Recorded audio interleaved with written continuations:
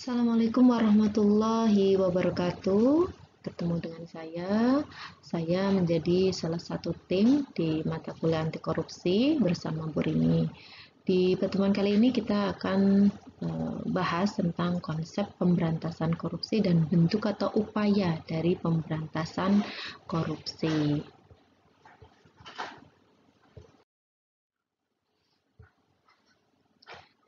Jadi istilah korupsi saya yakin di pertemuan sebelumnya pasti juga sudah dibahas tentang apa itu korupsi.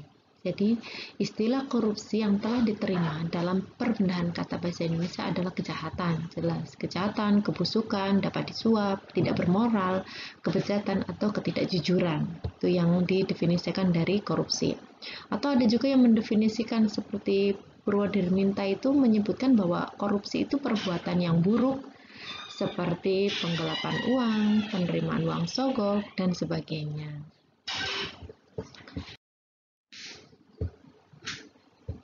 Apa sih sebenarnya yang melatar belakangi daripada korupsi?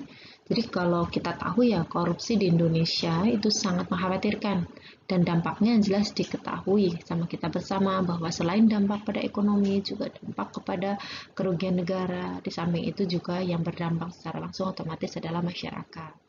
Ya, menghancurkan sistem perekonomian, demokrasi juga, politik, hukum, dan pemerintahan. Nah, korupsi harus dipandang sebagai kejahatan yang luar biasa kalau menurut saya, jadi kejahatan yang luar biasa. Sehingga harusnya sih kalau bisa hukumannya adalah hukuman yang paling tinggi yaitu hukuman mati kalau dari saya. Tetapi pada dasarnya di Indonesia ini belum untuk korupsi itu belum sampai ke hukuman mati, paling hukuman misalnya seumur hidup dan itu pun sangat jarang. Ya sangat jarang dilakukan. Sehingga kita memerlukan upaya luar biasa untuk pemberantasannya karena memang hukum di Indonesia untuk kasus korupsi ini belum memberikan efek jera.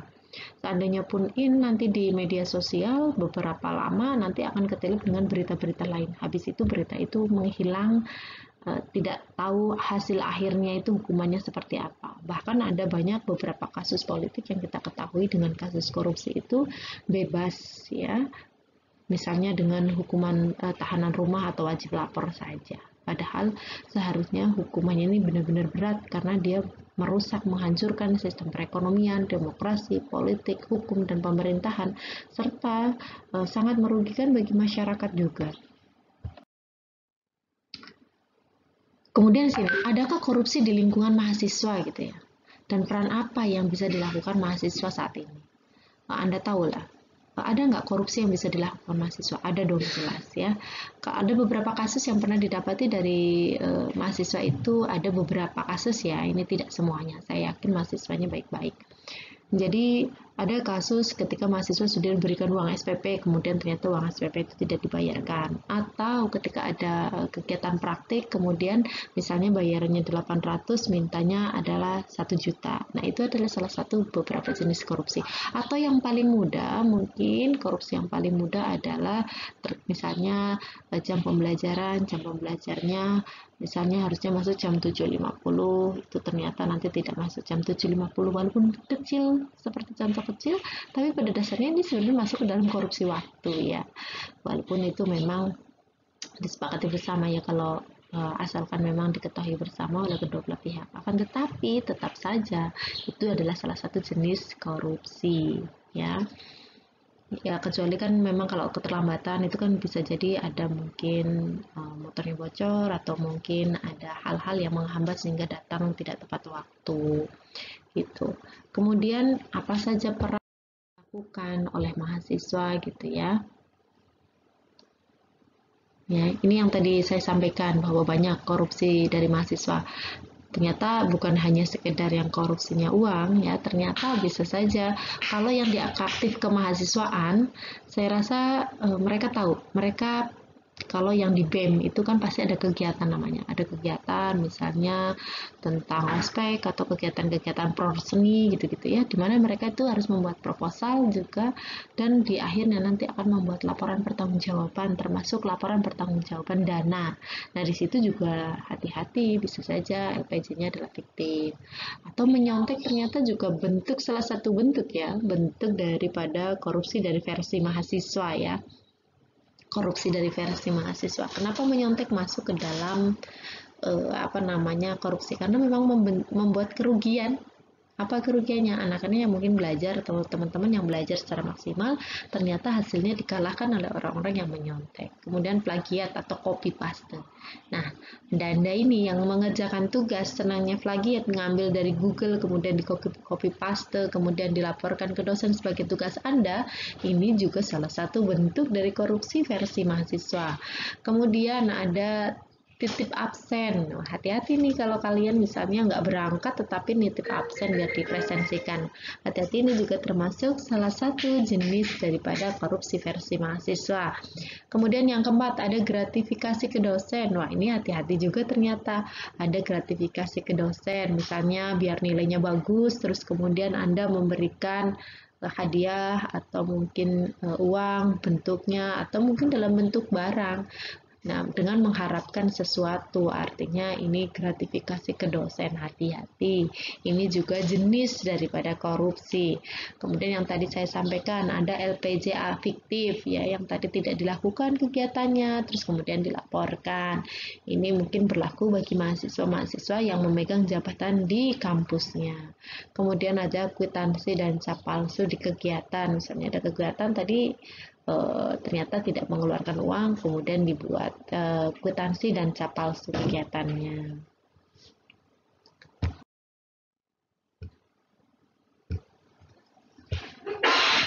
Apa sih upaya pencegahan di lingkup mahasiswa? Satu, keterlibatan mahasiswa dalam upaya pemberantasan korupsi tentu tidak pada upaya penindakan yang merupakan kewenangan institusi penegak hukum.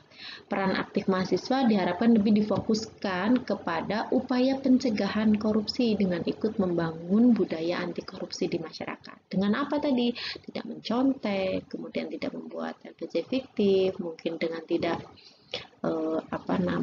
memberikan gratifikasi kepada dosen dengan mengharapkan mungkin nilai atau lainnya, ya. Dengan tidak melakukan hal-hal seperti itu, mahasiswa sudah mendukung adanya budaya anti korupsi di masyarakat. Kemudian mahasiswa diharapkan dapat berperan sebagai agen perubahan dan motor penggerak gerakan anti korupsi di masyarakat. Jadi ketika melihat atau mendengar adanya praktik atau kegiatan anti korupsi, Anda bisa berperan serta dalam mencegah. Walaupun yang perlu diingat, Anda bukan melakukan upaya penindakan, tetapi lebih ke arah mencegah agar hal-hal itu tidak terjadi. Kalau memang diperlukan, Anda laporkan kepada orang-orang yang lebih berwenang di atas Anda.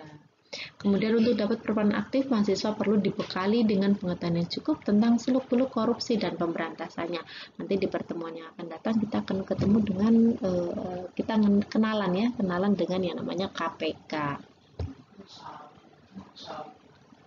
Mahasiswa juga harus dapat memahami dan menerapkan nilai-nilai anti korupsi dalam kehidupan sehari-hari. Ya, yang tadi aja lah, yang ringan-ringan.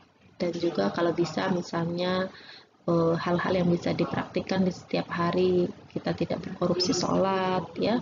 Misalnya sholat kewajibannya 5, ya kita laksanakan 5. Itu walaupun bukan tidak bisa ditindak secara langsung, tetapi kita ada punishment di situ sebenarnya. Hanya tidak langsung didapatkan oleh kita. Dari hal-hal yang kecil kalau kita bisa praktekkan, jujur pada diri sendiri, jujur pada orang lain, maka bisa saja kita membudayakan anti korupsi di lingkungan yang lebih luas, dari diri sendiri terus ke masyarakat. Kemudian tujuannya memberikan pengetahuan yang cukup tentang seluk-beluk korupsi dan pemberantasan, serta menanamkan nilai-nilai anti korupsi. Tujuan jangka panjangnya jelas yang tadi, menumbuhkan budaya anti korupsi di kalangan mahasiswa dan mendorong mahasiswa untuk dapat berperan aktif dalam upaya pemberantasan korupsi.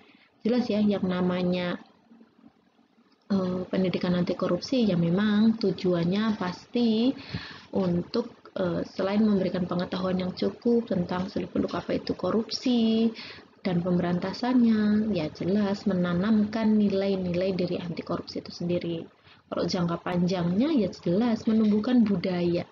Tetapi perlu diingat, menumbuhkan budaya tidak semudah menyampaikan. Mungkin saya mudah sekali menyampaikan, tetapi saya sendiri bisa dikatakan walaupun pernah mengikuti pelatihan anti korupsi mungkin juga belum bebas sepenuhnya ya, ada hal kecil yang mungkin masih bisa dikatakan saya golongan mungkin entah itu korupsi, kolusi ataupun nepotisme. Nah, mari kita belajar bersama dari diri kita sendiri agar budaya itu memang benar-benar terjadi. Apalagi yang namanya mahasiswa merupakan tombak utama dari suatu bangsa. Ketika mahasiswanya kuat, bangsanya pasti ikut kuat. Ya, sehingga diharapkan untuk benar-benar ikut berperan aktif. Dampak ya, tadi selain mungkin merusak sistem ekonomi, kemasyarakatan, juga dampaknya. Coba kita lihat, kesenjangan yang ada di Indonesia itu luar biasa, ranknya tinggi. Yang kaya benar-benar kaya, kemudian ada yang miskin benar-benar miskin. Ada yang makan mungkin berlebih bahkan dibuang, ada yang masyarakat jangankan makan 3 kali sehari, makan 1 kali sehari saja mereka harus luar biasa berupayanya. Nah, meluasnya praktik korupsi di suatu negara akan memperburuk kondisi ekonomi bangsa itu sudah pasti. Misalnya, harga barang menjadi mahal dengan kualitas yang buruk, akses rakyat terhadap pendidikan dan kesehatan menjadi sulit, keamanan suatu negara terancam, kerusakan lingkungan hidup, dan citra pemerintahan yang buruk di mata internasional, sehingga menggoyahkan sendi kepercayaan pemilik modal asing. Jelas bisa juga terjadi namanya krisis ekonomi yang berkepanjangan, dan negara pun menjadi semakin terperosok dalam kemiskinan. Coba perhatikan beberapa negara kaya, kadang-kadang negaranya tidak terlalu luas, bahkan sumber dayanya itu tidak terlalu banyak, tapi mereka bisa kaya karena menggunakan asas kejujuran itu, kedisiplinan. Orang Jepang kalau mereka melakukan korupsi mereka bisa bunuh diri atau bahkan memang langsung menerima hukuman mati ya, karena malu. Bahkan kalau di Jepang itu kalau mereka merasa gagal saja, selain mengundurkan diri dari jabatannya, bahkan banyak yang melakukan bunuh diri. Nah, di Indonesia budaya-budaya seperti itu masih sangat minimal. Nah, kita kalau bisa kita yang memulai budaya-budaya seperti itu. Nah, karena harusnya Indonesia itu menjadi salah satu negara yang makmur karena kekayaan yang begitu luar biasa, kekayaan alam yang luar biasa, geografis yang luar biasa, tetapi sayangnya karena ada tingkat korupsi yang sangat luar biasa, sehingga perekonomian menjadi tidak merata dan sangat-sangat merugikan bagi masyarakat kita semua. Nah, pasti wajah-wajah ini familiar ya. Wajah-wajah ini familiar, tetapi sekarang entah di mana. Dulu pertama kali ditangkap mungkin agak rame gitu ya, tapi habis itu nanti disilap dengan berita-berita lainnya yang akhirnya hilang beritanya. Dan sekarang pun saya sendiri tidak tahu ini ujung dan akhirnya seperti apa. Beberapa contoh kasus korupsi terbesar di Indonesia, kasus korupsi EKTP Setia Novanto. Pasti tahulah Setia Novanto ya. Karena memang sempat heboh karena kejedot tiang listrik dan lain sebagainya. Ya, dramanya lumayan banyak untuk kasus Setia Novanto. Jadi cukup melekat di masyarakat. Walaupun untuk saat ini pun kita tidak tahu nih hasil akhir daripada kasus Setia Novanto. Terus kemudian ada kasus korupsi Pertamina. Ya. Kasus korupsi Hambalang yang akhirnya terlantar ya. Mungkin kalau kasus Hambalang itu di zamannya SBY dulu. Penggelapan pajak Gayus Tambunan ini juga sempat heboh karena katanya dia lagi di penjara, ternyata dia hadir lagi nonton sepak bola gitu ya, dan di luar negeri pula. Gimana ceritanya seorang koruptor mereka bisa jalan-jalan begitu santainya, bahkan masih bisa refreshing gitu ya. Gimana nanti ada efek jera kalau korupsi di Indonesia masih dengan sistem seperti ini. Itulah kita jadi sebagai anak bangsa yang masih muda-muda gitu ya, semangat ayo kita tumbuhin budaya anti korupsi, kemudian semoga bisa terdorong pemerintah untuk bisa mulai jujur. Sekarang kan lumayan nih, sudah ada menteri-menteri dari generasi muda milenial. Nah, semoga ini tidak teracuni oleh generasi-generasi yang senior di atasnya ya. Semoga saja. Mudah-mudahan seperti itu. Karena memang korupsi ini sangat sulit. Ketika seseorang sudah dihadapkan dengan uang ataupun harta, itu memang uang, harta, tahta ya, itu agak sulit untuk menolong. Nah, karena apalagi kalau nggak ingat Tuhan, sudah pasti sangat mudah sekali untuk korupsi. Nah, tren Indonesia dalam 1 dekade luar biasa banget nih kasus korupsinya, ya. Bukannya makin turun, makin tahun makin naik, luar biasa tingginya untuk kasus korupsi. Ya, artinya kalau zaman dulu misalnya di zaman Soeharto begitu ya, ada orang berteriak-teriak kasus korupsi, korupsi, korupsi. Mungkin zaman dulu adalah korupsinya jadi satu pintu gitu ya, jadi satu pintu di zaman Soeharto itu. Nah, sekarang di semua lini bisa berkorupsi. Bahkan di semua kementerian bisa korupsi. Banyak orang yang terlibat korupsi ya pasti jelas nominalnya akan jauh lebih besar daripada dulu. Akan tetapi memang hebohnya dulu itu korupsi di zaman Soeharto tuh luar biasa. Padahal ya sama saja. Sekarang pun kita benar-benar masih tercekik dengan yang namanya korupsi. Nah, latar belakang pendidikan pelaku korupsi di Indonesia. Nah, 86% pelaku tindak pidana korupsi adalah lulusan perguruan tinggi. Loh, hati-hati, bukan orang bodoh yang korupsi, justru malah orang-orang yang pintar yang melakukan korupsi. Hal ini menunjukkan bahwa tidak menjamin seseorang pendidikan tinggi, mereka akan paham dan menerapkan terkait anti korupsi. Ya, bahkan malah kadang-kadang masih mending orang yang nggak sekolah, mereka biasa-biasa saja jualan ya apa adanya gitu ya. Tapi ketika berpendidikan tinggi, apalagi mendapatkan posisi mungkin yang bisa memberikan peluang untuk korupsi, ya bisa saja gitu.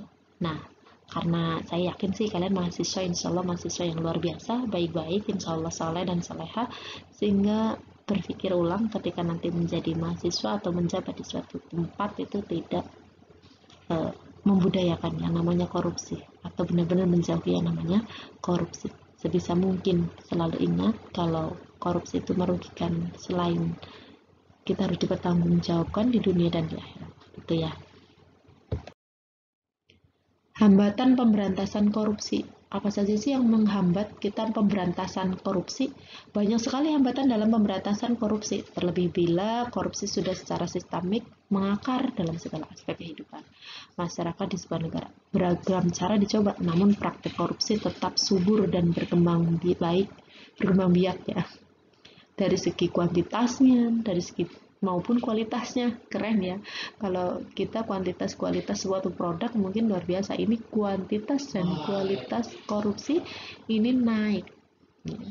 Hingga tapi ya tetap kita tidak menyerutut keinginan semua pihak untuk memberantas korupsi, walaupun sekarang korupsi luar biasa merajalela di Indonesia. Konsep pemberantasan korupsi. Beberapa kalangan mengatakan bahwa cara untuk pemberantasan korupsi yang paling ampuh adalah dengan memberikan hukuman yang seberat-beratnya kepada pelaku korupsi. Kepada pelaku yang terbukti telah melakukan korupsi memang tetap harus dihukum, diberi pidana. Namun, berbagai upaya lain harus tetap terus dikembangkan, baik untuk mencegah korupsi maupun untuk menghukum pelakunya.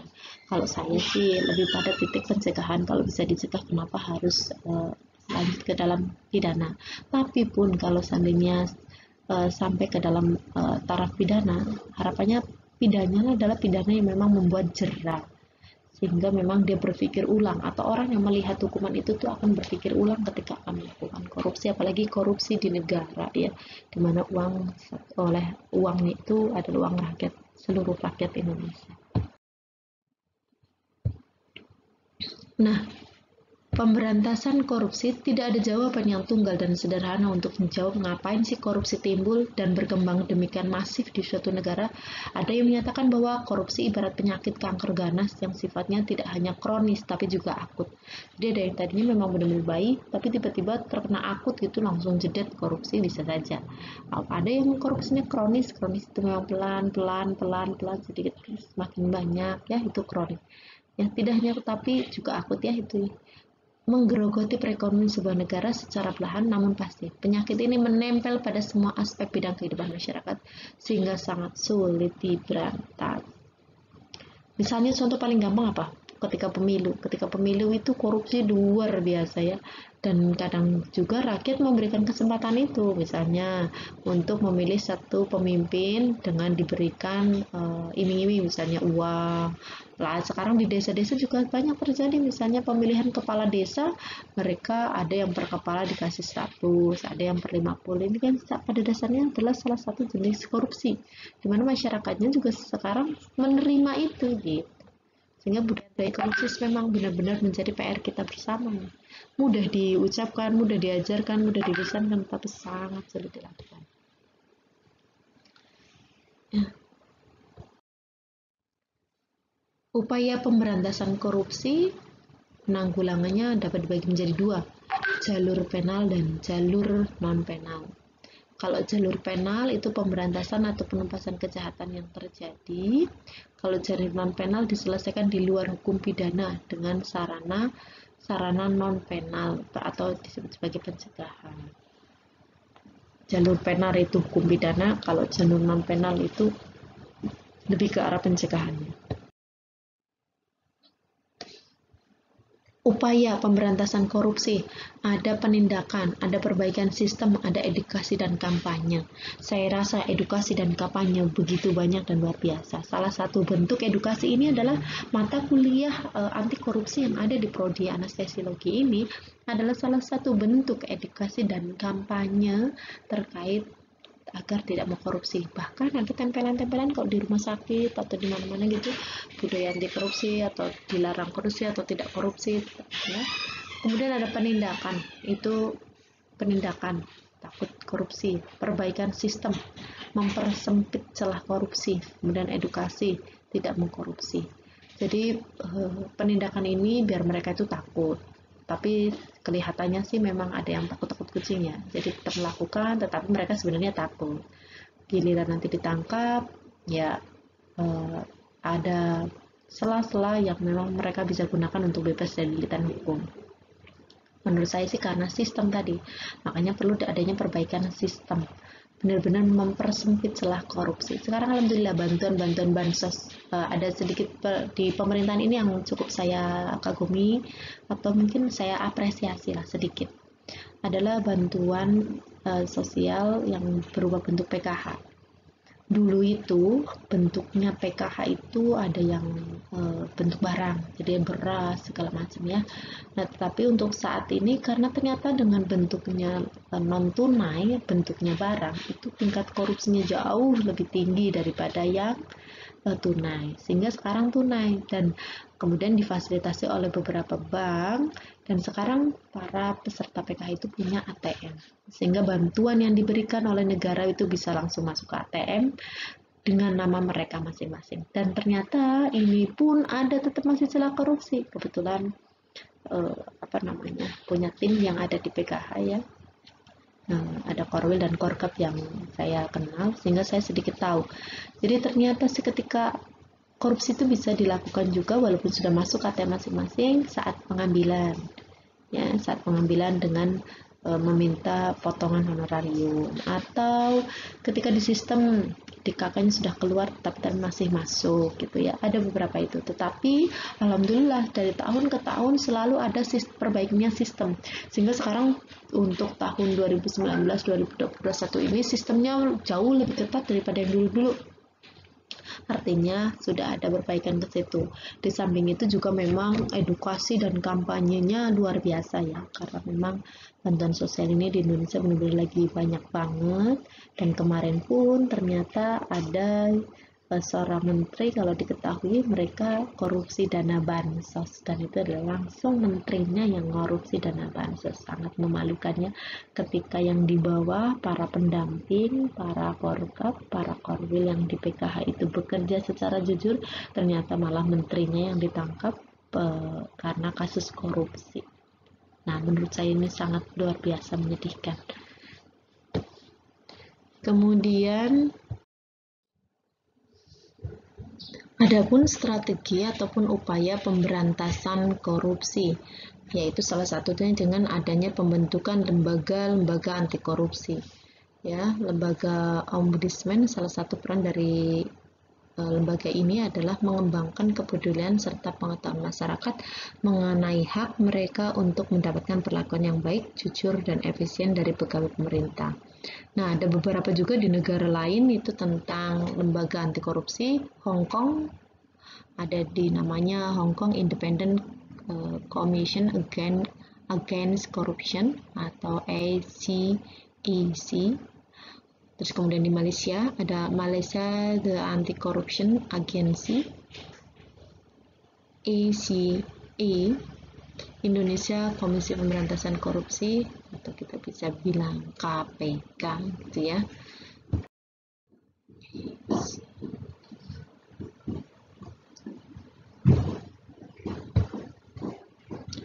Kemudian ada strategi juga di mana mewajibkan pejabat publik untuk melaporkan dan mengumumkan jumlah kekayaan. Ya, kalian pernah lah kalau misalnya orang mau menjabat jadi presiden atau apa, mereka harus mengumumkan kekayaan yang mereka miliki.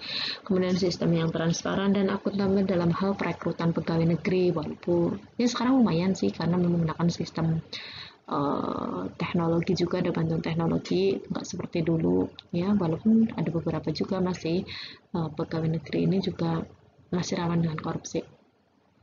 Melakukan lelang atau penawaran secara terbuka, peningkatan budaya kerja dan motivasi kerja bagi pegawai berprestasi perlu diberikan intensif. Pengembangan ini disertai prakondisi yang ketat untuk menghindari praktik korupsi. Jadi kalau ada yang kerjanya bagus, harusnya sih memang dikasih intensif ya, biar mereka tuh nggak nyari dari yang celah yang lain. Pencegahan sosial dan pemberdayaan masyarakat. Ada pemberian hak masyarakat untuk mengetahui informasi yang berkaitan dengan kebijakan pemerintah. Ada public awareness, sosialisasi melalui kampanye bahaya korupsi. Kemudian menyediakan sarana kepada masyarakat untuk melaporkan kasus korupsi.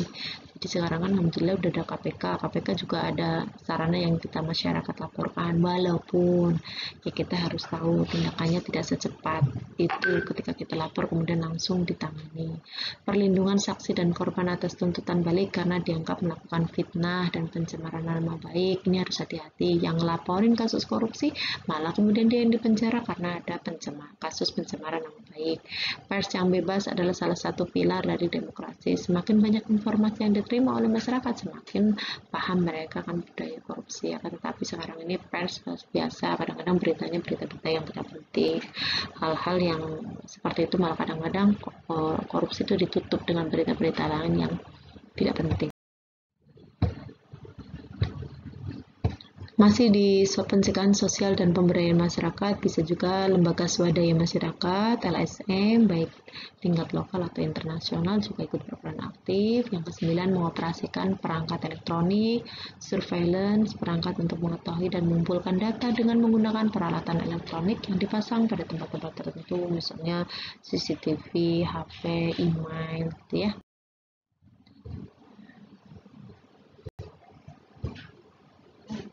Berbagai peraturan perundang-undangan atau instrumen hukum lain perlu dikembangkan. Itu yang tadi yang sudah 3. Sekarang yang keempat yaitu pengembangan dan pembuatan instrumen hukum ya, walaupun yang bikin mereka sendiri, kemudian nanti ada kadang-kadang yang mereka yang korupsi, sehingga akhirnya ada celah di situ dalam membuat instrumennya. Harusnya instrumen ini benar-benar dibuat yang tanpa celah sehingga memang tidak ada yang namanya kasus pembelaan. Undang-undang tindak pidana money laundering atau pencucian uang, undang-undang perlindungan saksi dan korban, undang-undang yang mengatur mengenai pers, terus mendukung pemerintahan yang bersih. Pasal-pasal yang mengkriminalisasi perbuatan seorang yang akan melaporkan tindak pidana korupsi setelah menghalang-halangi penyelidikan, kemudian penyelidikan dan pemeriksaan tindak pidana korupsi seperti pasal mengenai fitnah atau pencemaran nama baik. Kadang-kadang orang takut ya mau ngelaporin polisi, nanti malah kita sendiri masuk gara-gara dituduh pencemaran nama baik. Nah, ini harusnya pasal-pasal seperti ini itu dihilangkan biar masyarakat tuh nggak takut untuk berperan serta dalam pemberantasan. Kemudian yang kelima, strateginya adalah monitoring dan evaluasi. harusnya kita, nah untuk saya monitoring dan evaluasi di pemerintahan Indonesia itu belum berjalan. Ketika evaluasinya jalan atau monitoringnya jalan, harusnya kasus korupsi itu makin menurun, tapi pada kenyataannya kita belum. Tetapi ya namanya salah satu strategi ya strategi monitoring dan evaluasi. Dengan melakukan monitoring dan evaluasi dapat dilihat strategi atau program yang sukses atau yang gagal. Untuk strategi atau program yang sukses sebaiknya dilanjutkan, untuk yang gagal harus dicari penyebabnya, gagalnya ada di mana nih. Kalau memang ini harus diperbaiki, mungkin bisa dipertimbangkan ketika milih cara atau strategi, upaya maupun program pemberantasan korupsi di negara kita. Nah, namun pengingat ada begitu banyak strategi, cara atau upaya yang dapat digunakan, kita tetap harus mencari cara kita sendiri untuk menemukan solusi pemberantasan korupsi. Kalau ada pakar bilang gini, kenapa korupsi menjamur di Indonesia? Karena mereka Tuhan aja tidak takut, gitu. Ya, jadi hati-hati untuk ini. Strategi keenam itu kerjasama internasional. Nah ini ada transparansi internasional atau TI, Program National Integrity System. Terus kemudian ada beberapa juga, ada World Bank juga membuat program framework for integrity gitu ya. Walaupun kita juga belum bisa katakan, belum bisa percayakan 100% gitu ya. Namun inilah upaya-upaya yang bisa dilakukan untuk membantu.